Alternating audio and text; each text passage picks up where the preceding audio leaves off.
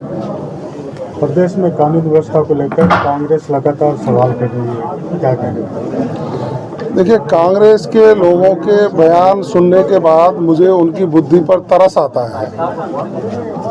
वो लोग ना तो आंकड़ों को देखते हैं, ना उन लोगों को वो याद आता कि उनके राज में 2000 दिसंबर 23 तक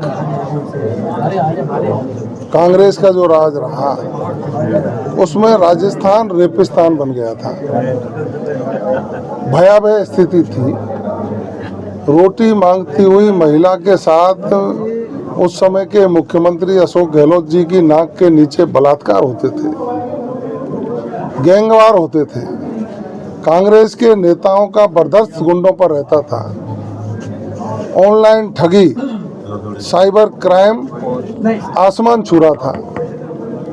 मादक पदार्थों की तस्करी चरम पर थी और उनके कांग्रेस के नेता पेपर लीक में शामिल थे, जो कई लोग जेल में बैठे हैं।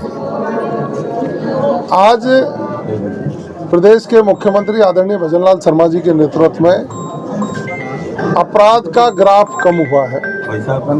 महिला अत्याचारों में कमी आई है, दलित अत्याचारों में कमी आई है, भारी कमी आई है। संगठित अपराध कहीं देखने को नहीं मिलता। पेपर लीक माफिया पर प्रहार किया गया है।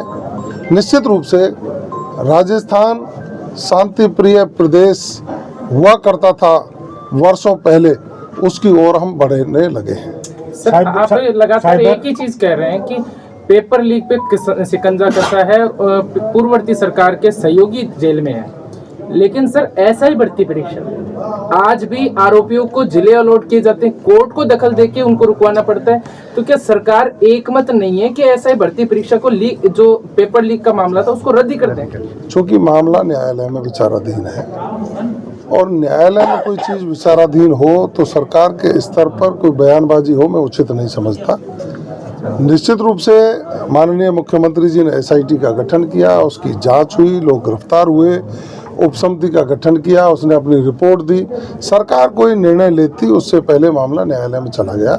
न्यायालय में जाने के बाद जो भी माननीय उच्च न्यायालय इसका निर्णय देंगे, उसके अनुरूप सरकार आगे की कार्रवाई करेगी। मैं ज़्यादा इस पर टिप्पणी करना उचित नहीं समझता। Sir, anti gangster task force बनी और वो टास्क फोर्स ने शुरुआती 3 महीने में करीबन 489 गिरफ्तारियां की और पिछले करीबन 89-90 दिनों से वो अब कोई गिरफ्तारी नहीं है। जबकि वारदातें, बड़ी वारदातें जिन्हें कह सकते हैं, जो जिनमें राजधानी शामिल है, ऐसी 27 वारदातें नहीं हुई है। यही तो मैं कह रहा हूँ कि आप भी पता नहीं कांग्रेस के आंकड़ों को कहीं से झूठे आंकड़ों को चुरा लाए हो क्या।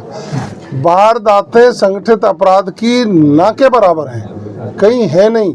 ये कल परसों की जो राजधानी की घटना है, आपसी रंजिश की घटना थी और आपसी रंजिश की घटना के बाद अपराध घटा तो राजस्थान की पुलिस ने मुस्तैदी से जाकर के लोगों को गिरफ्तार किया, उनको सलाखों के पीछे पहुंचाने का काम किया। उस समय का देखिए ना, कांग्रेस के राज में जिस तरह की भयावह स्थिति थी, लोग त्राहिमाम हो गए थे। राजस्थान छोड़ने को शांति प्रिय व्यक्ति तो मजबूर हो रहा था। आज देश और दुनिया के लोग राजस्थान को पसंद कर रहे हैं और मैं तो साधुवाद देना चाहूँगा प्रदेश के मुख्यमंत्री जी को।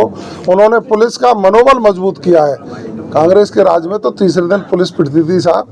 आज वही पुलिस है जो अपराधी भागता है उसको पकड़ करके पुलिस सलाखों के पीछे पहुंचाती है और उस समय अपराधी उल्टा पुलिस को पीटते थे, कांग्रेस ताली बजा करके रह जाती थी।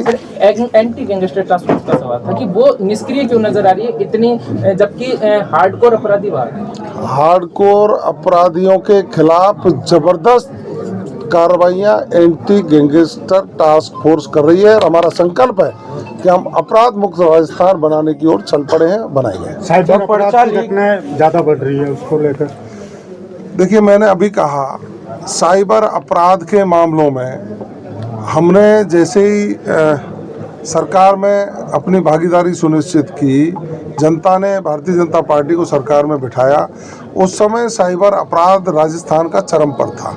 पूरे भारत का जो साइबर अपराध का आंकड़ा एक ही जिले का 18% था। आज हम उसके खिलाफ मजबूती से खड़े हुए। हमने हैकाथॉन फर्स्ट किया, 27 प्रदेशों के स्पेशलिस्ट को बुला करके जयपुर में कार्यशाला की। पुलिस को आधुनिक संसाधनों से सुसज्जित करने का काम किया, जो नई तकनीक के आधार पर साइबर माफिया के खिलाफ कठोर कार्रवाई कर रही है और अपराध के ग्राफ में भारी कमी आई है, जिससे हमें संतुष्टि है। सर, एसआई पर्चा जो नकली प्रकरण हुआ है, एसआई भर्ती वाला, उस पर सरकार आने से पहले कहा गया था इसको रद्द करेंगे, उस पर कुछ बताइए। कहा ना मामला न्यायालय में, निर्णय आते ही देखना क्या होगा। मामला न्यायालय में, न्यायालय की दुहाई देके हर मंत्री मतलब संगठन का व्यक्ति हट जाता है। तो अगर न्यायालय में है तो सर राजस्थान सरकार नियुक्तियां क्यों दे रही, फिर उसको भी रोकना चाहिए। मामला यदि न्यायालय में हो तो आप क्या करोगे बताइए। नहीं सर, नियुक्तियां क्यों दे रही है? आपके वो दूसरा विषय है, नियुक्तियां देने की भर्तियां हैं कि हम युवाओं को रोजगार देने का हमारा संकल्प है, उसको जो न्यायालय में नहीं है उनको हम देने का काम कर रहे हैं। और जो मामला न्यायालय में विचाराधीन हो उस पर हम टिप्पणी करें तो ये न्यायालय की अवमानना। जमानत पर ट्रेनी एसआई बाहर निकले, उनको नियुक्ति दे दी, मेन बात ही है। देखिए, जो न्यायालय निर्णय करेगा उसको हम सख्ती से लागू करेंगे। माननीय मुख्यमंत्री जी के नेतृत्व में पारदर्शिता से अब पेपर हो रहे हैं, कोई पेपर लीक नहीं हो रहा। युवा प्रसन्न है, युवाओं को नौकरियां देने का काम किया जा रहा है, नियुक्तियां देने का काम किया जा रहा है। 1 लाख नौकरी इसी वर्ष देंगे, 4 लाख नौकरियां पूरे 5 साल में देंगे, 6 लाख नौकरियां निजी क्षेत्र में हम देंगे। राइजिंग राजस्थान कर दिया, उद्योग लगेंगे, युवाओं को रोजगार मिलेगा, यहाँ की आर्थिक स्थिति मजबूत होगी और विकास की दृष्टि से राजस्थान नंबर 1 बनेगा। धन्यवाद।